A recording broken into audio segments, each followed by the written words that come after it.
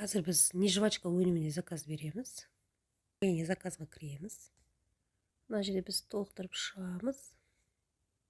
Мына серийный пунктты таңдаймыз.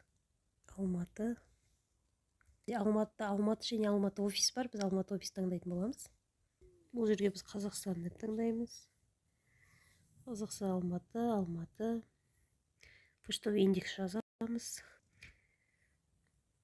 Телефон номері, email. Міне біздің заказымыз.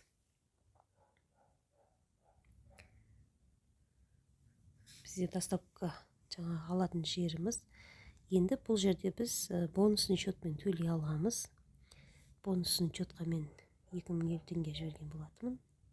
Бұл жерде бізде бонусный счетымыз бар және хэшбэк екеуін біреумен алуға болады.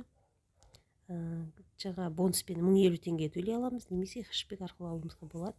Хэшбэкпен алғанда біз міндетті түрде хэшбэк арқылы біз 90% төлей аламыз. Яғни 1890 теңге төлей аламыз. 1890 теңге. 1890 теңге төлей аламыз. Хэшбэк арқылы оплатитті басамыз.